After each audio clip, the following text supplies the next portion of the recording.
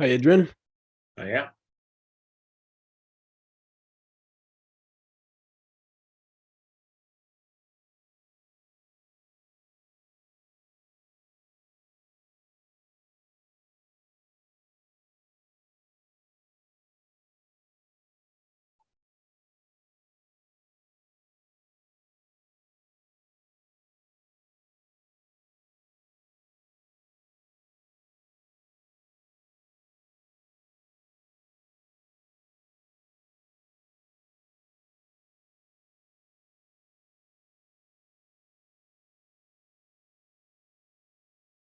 Hi, Adrian.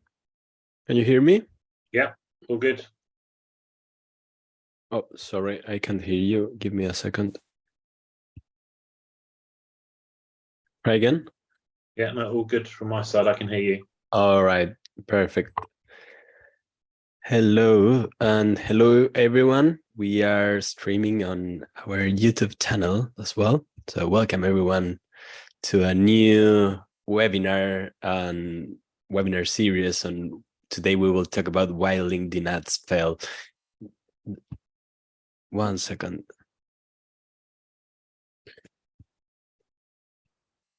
All right. So, hello, Adrian. Hi, everyone. As I told you, today we will talk about why LinkedIn campaigns fail. Okay. So, if you are struggling to achieve your desired results with your LinkedIn B2B marketing, this is a session for you. We will cover how to identify frequent mistakes in LinkedIn B2B marketing, techniques to implement multi-touch LinkedIn programs, real life examples, strategies, etc. So, first of all, let me introduce myself. I'm Joaquin Dominguez. I'm head of marketing of AdsAct. And Adrian, would you like to give a sentence on yourself? Yeah. So yeah, thanks, Joaquin. So yeah, Adrian Hobbs. I'm VP for Customer Success at Exact. Brilliant. So let's start the conversation, Adrian. LinkedIn has the tools for effective marketing, right? However, it's very often to hear from different people that the campaigns are underperforming. That is too expensive. That is hard to get good quality leads. However, what do you think businesses are still heavily investing in LinkedIn despite these challenges? Yeah. So, but I think as B2B marketers, we have a problem, right? In that there are very limited. There's a limited number of platforms where we can attempt to target companies and people that we want to talk to. So, a lot of our spend would typically go on search, and that's great for capturing intent, and people know about our product and service and know about us as a company. But if we want to go out and advertise, if we want to kind of push our name out there, find people and generate intent, then we've got limited options, because most of the platforms that are connected to people have come from a consumer perspective. So whether that's Meta, whether it's X, Instagram, constantly we hear about people trying to advertise B2B products on those platforms. They in reality are consumer platforms. So that's fine for some products and services, it's good. But from B2B perspective, it's limited. So LinkedIn is one of the very few platforms where I can actually at least feel some degree of confidence that I can target a proposition towards people who are on there for business reasons. And I've got some degree of targeting that is business related, not just personal profile related. Obviously, although you can do that as part of LinkedIn as well. So I think that's why people do it, and that's probably why the cost of advertising on LinkedIn are increasing, right? Because the limited options, LinkedIn are aware of that, and therefore as demand grows, they're able to, the platform just gets more expensive, right? So I think that's why, and it's a challenge. We hear it from prospects and customers all the time, as you've said, where they are, they recognize LinkedIn is a place where their customers and prospects are the audience is communicating there. and there, but reaching them cost effectively and getting the results that they want is really, it can be really challenging if you don't get it right. Yeah, I see. And when it comes to failing LinkedIn campaigns, what are the objectives that businesses are constantly missing? Are any kind of strategies that you've seen that backfire more than others? Yeah, I mean, there's lots of reasons. I'm sure we'll cover a number of them as we go through this call. I guess particularly if we're talking to new prospects and they want to understand how to get more from LinkedIn, often what they've done is they've considered LinkedIn as a way of quickly generating leads. And so we often talk to people, they go, look, the cost per result's really high, lead quality is poor.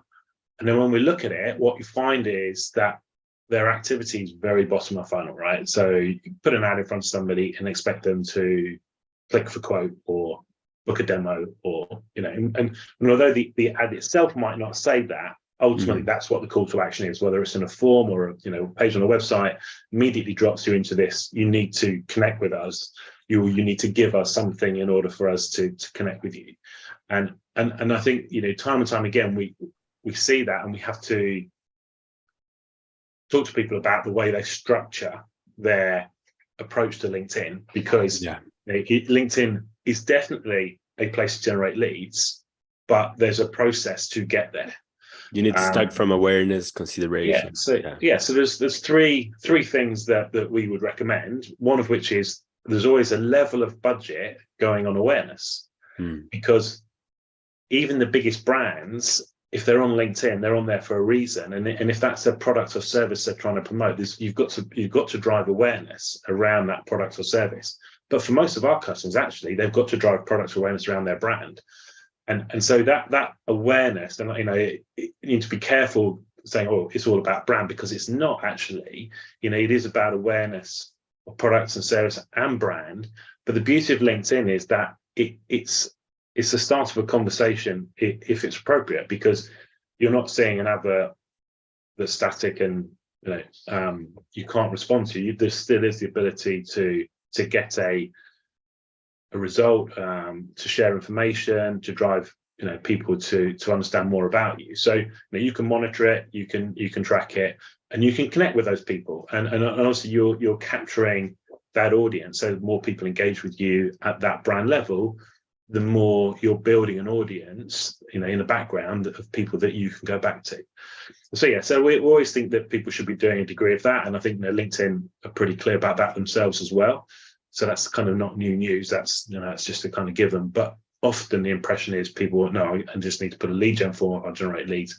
Second step, though, before you get to the lead gen, is that then that consideration is, okay, so you've engaged with my brand or my products or service. How do I deliver something of value to you, which will encourage you to understand more about my business? How do I deliver value to you as a prospect, so that you're prepared to maybe share your email address, or maybe prepared to visit my site again, or prepared to download some content that is again is building intent. And so again, that consideration piece is that next step. And then the final piece, once you've done that, is then the opportunity to, I think, retarget those people to ask for the lead. So balancing your content and your budget across those three pillars is really important.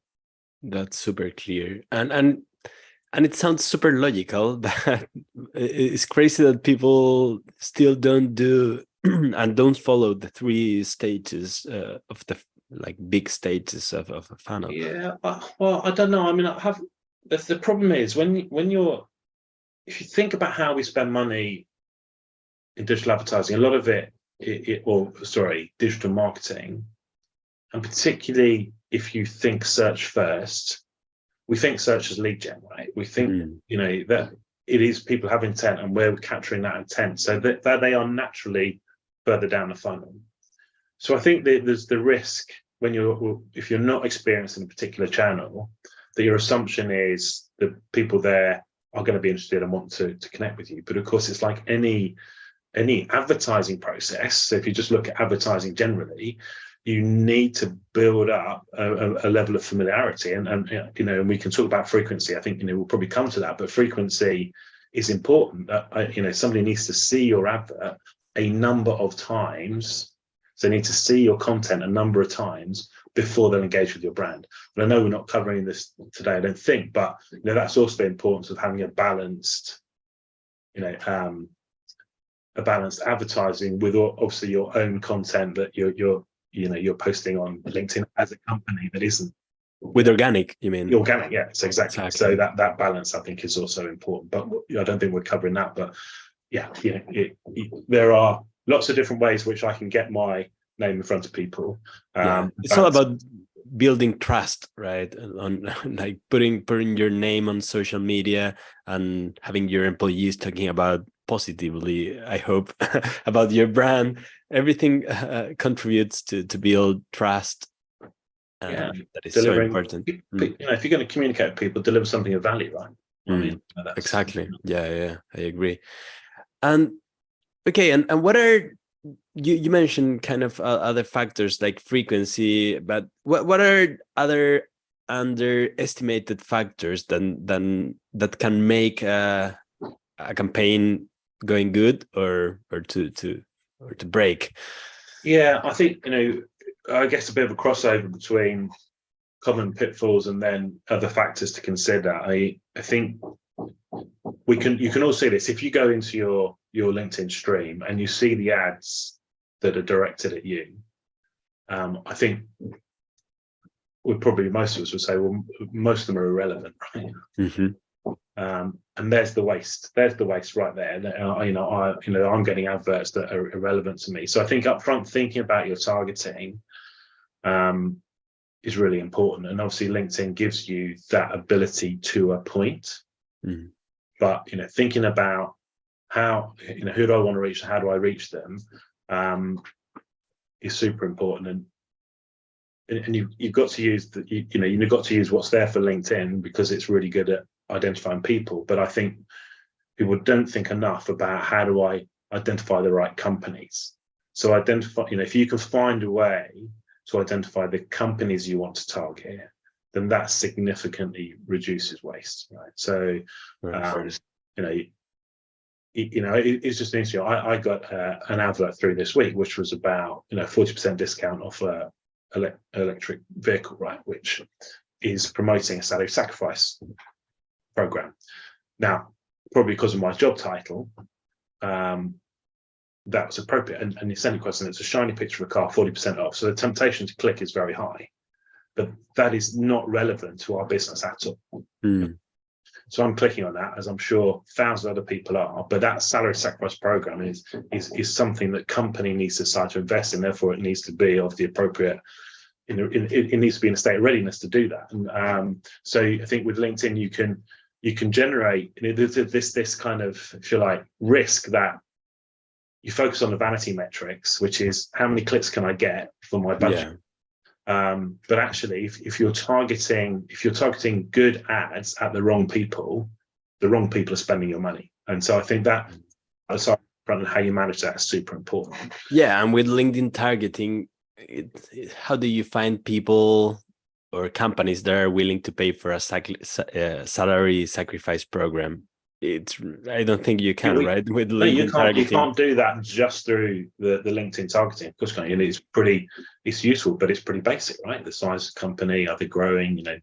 The sector industry, But it doesn't tell you about, do they currently have a fleet of cars? Do they, what is the size of the company? Therefore, how many cars are they likely to want, be able to put through the salary sacrifice? I mean, there's lots and lots of things that we could talk about as to help identify those companies, but you can't do that with LinkedIn. So if you have an understanding of what your addressable market looks like, loading that onto LinkedIn is a big help. But it goes beyond that, because you're talking about the things that we underestimate, and one of the things that we do is we analyze people's activity. So the first thing when we're talking to somebody and they're talking about their LinkedIn activity, we run a process which analyzes their activity over the last 12 months. And from that, we can help them understand how LinkedIn is performing. And you can and this isn't a assessment of the quality of their content they're advertising. It is how well is LinkedIn performing in the background in terms of being able to reach the right people. And I think what we consistently see is it's between 70 and 80% of people's budget is wasted. So one of the things that I think is quite common in these audience audits that we run is people set a campaign up. It's a good campaign. The metrics are performing well in terms of click-through and sort of the high-level stuff, and then they leave it, and then don't understand why it's not then returning the results in terms of the quality of lead and the cost per opportunity that they're looking for. And I think one of the common errors is to kind of go if the vanity metrics are working, let it go. But actually, we had an audience audit last week, which was really interesting. A relatively small company, but investing quite a lot of money. And 20% of their budget was being used by 3 or 4 companies. 3 or 4? Yeah, 3 or 4 companies. So this was extreme, right? And just by showing them that, we were able to help them understand that by managing their audience, not even by loading companies, but by suppressing companies, they could actually significantly, there's a 20% saving right there, just there. Because they were obviously a bad fit.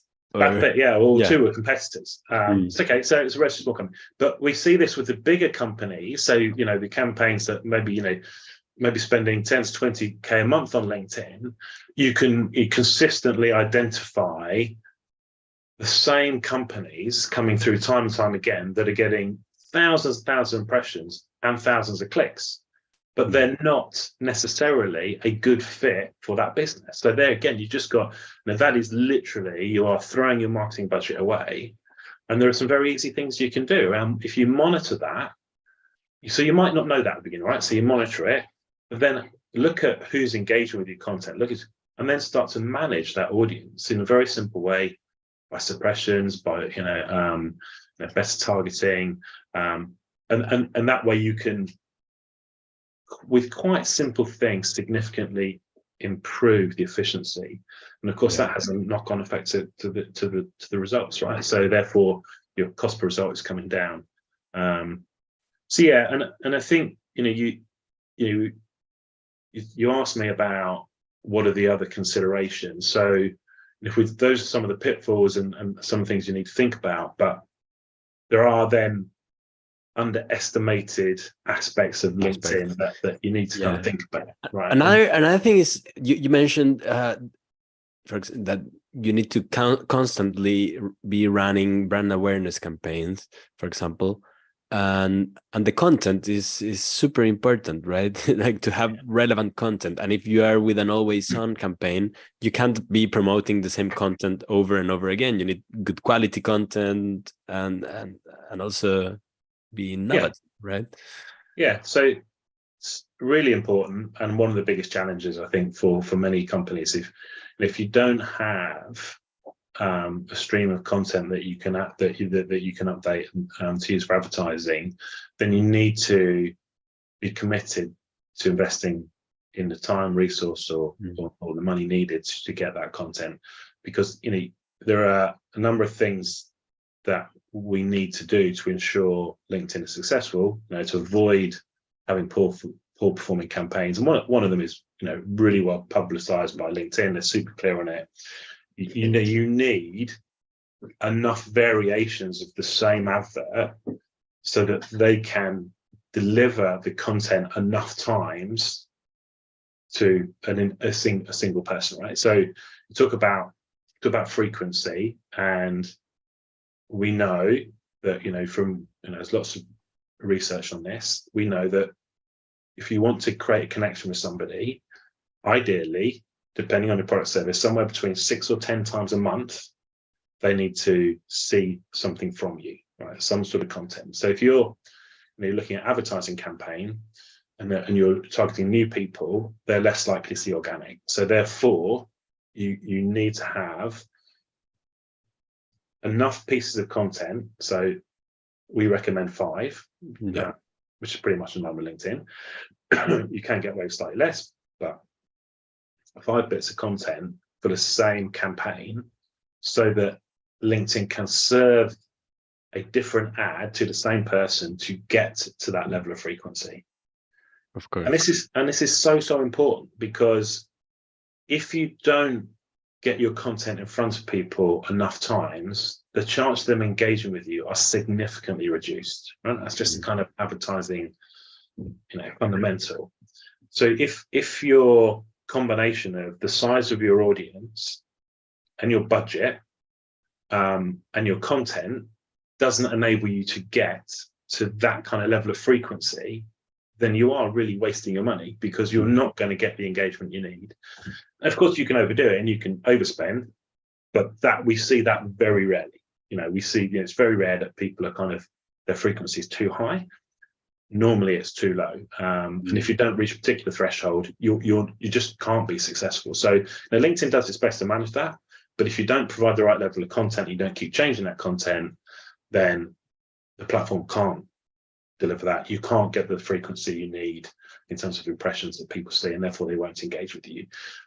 So that's super important. And I think understanding the need to continually manage your campaign is also important. So again, when we do the audience audits, we see people got good campaigns running and they leave them running, but actually by continually looking at what can I do with my audience size, what can I do with the content, and what can I do with my budget is super important, because often we'll see a cost per result which is too high. We cap that cost per result, and actually we find we're still getting the same number of leads but a lower cost. Now, logically, that doesn't make sense, but it does happen. And so testing, being prepared to test, whether it's new content, whether it's different audience sizes, whether it's ad formats.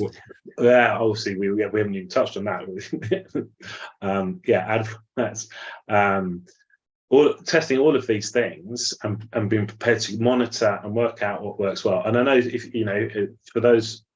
there anybody on the call who this is their job, we know this, but for people new or companies that haven't been successful on LinkedIn, this is often things that they kind of hadn't really fully understood, and therefore when they invest in LinkedIn, it doesn't work, it's expensive, and LinkedIn is expensive, but it really can work. It is a really good way of generating connections, and ultimately that turns into leads, but you need to be doing quite a lot. But again, as you mentioned, like people that are new, maybe yes, they don't understand this, but it's very common also to see people that are very mature in terms of running digital ads, not only on LinkedIn but in other platforms. However, it's very common to see them failing, right, and complaining that they don't obtain the same level of return on investment like in other platforms because of the audience problem, right? Because you could be doing everything perfectly, having the perfect content, managing the right format, having beautiful metrics, but if the audience is not the right one and you are serving impressions to companies that are not a good fit and they're sucking your budget, you will never get good results, right? For us, obviously, this is we focus on helping companies build, scientifically build an ICP, and therefore from that create a total addressable market, so they know their marketing spend is only going on companies that can buy from them. And so if you can go to that level, then you can completely change the way you operate in LinkedIn, because you're only putting ads in front of people that are able and likely to engage with you, and so therefore in terms of your audience size is typically smaller, you're better able to segment that audience size with confidence. And therefore, when you look at how you develop your content, how you manage your budget, how you get to the right frequency levels, how you move them through the stages, all of that becomes much easier. And so, if you're investing significant money in LinkedIn, you need to be targeting properly to make that investment work. And it doesn't have to be, with a company like us. You may already have a list of companies that you are confident is your target market, and if you have, then you need to be marketing to that. Now, we see people do it on a sector level, right? So that's quite common within LinkedIn to try and do it at a sector level. It's quite difficult to do accurately, but it's better than nothing. So yeah, that definition of your audience is super important. The more you spend, the more critical it is. Yeah. And then don't sorry. And the other thing is, don't overspending as well, right? If you have an audience and you need to spend until you get to the metrics that you mentioned before, for example, frequency 8 to 6 times, something like that, but you don't need a frequency of 20, right? In that case, maybe you are saturating your audience and you need to just press the brake, don't overspend. Yeah, right? That's quite rare, to be fair, but it can happen. But yeah, if you're looking at 6 to 11 impressions a month, right? So I think if you've got an always-on campaign and you're looking at a longer sales cycle, you could probably be nearer 6 or 7. But if you're looking at a short-term campaign where you want to achieve a particular result, then your frequency needs to be higher. So you need to look at the different factors depending on what you're trying to achieve in that period of time. And so you may have an always-on campaign which is achieving a certain level of frequency, and then you may have an event or seasonal campaign, season-driven campaign, which is running at a higher frequency for a period of time. So I think there's, those are all things that, somebody in a good agency or somebody who understands how to work LinkedIn can manage for you. What they can't really do for you is the audience bit. Yeah, I agree. And finally, beyond LinkedIn platform itself, are there any external factors that could be sabotaging your campaign success? Such a good question, because it's so important. Because often when we're talking to people, the reason they've got a problem is that they're generating low quality leads out of LinkedIn.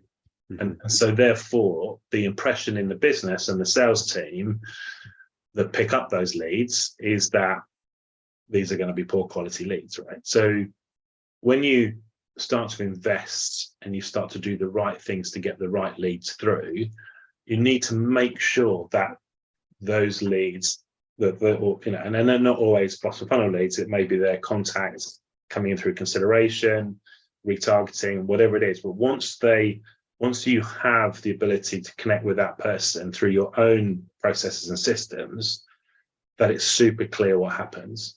And again, for the experienced people on the call, it's super obvious, right? And a lot of companies get this right, whether it drops into a marketing automation system, whether it drops into CRM system, or even if it's a manual process, but it's a well-tracked process, it works. But I'm amazed at how often